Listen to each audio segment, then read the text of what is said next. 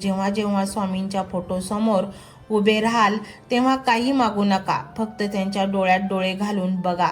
तुम्ही त्या डोळ्यांमध्ये खोल शांतता दिसेल, जी तुम्हाला सांगेल, तू कशाला काळजी करतोस, तुझं सर्व ओझं आता माझं आहे. तुम्हाला निवडलेल्या भक्तांना स्वामी विशेष भेट देणार आहेत, ती म्हणजे निद्रा आणि स्वप्न. गेल्या कित्येक दिवसापासून तुम्हाला शांत झोप लागत नव्हती ना? आता पहा, तुम्ही अंथरुणावर पडताच तुम्हाला लहान बाळासारखी गाढ झोप लागेल आणि स्वप्नात तुम्हाला असे दृष्टांत होतील जे तुम्हाला भविष्याची दिशा दाखवतील. स्वामी स्वप्नांच्या माध्यमातून तुमच्याशी संवाद साधतील.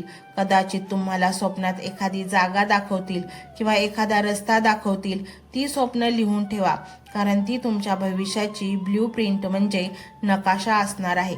कधीतरी तुम्हाला वाटेल की मी या पात्रतेचा आहे का? मी तर खूप पाप केलेली असतील, चुका केल्या असतील. पण स्वामी म्हणतात, ज्या क्षणी तुम्हाला शरण आलास त्याच क्षणी तुझा भूतकाळ पुसला गेला.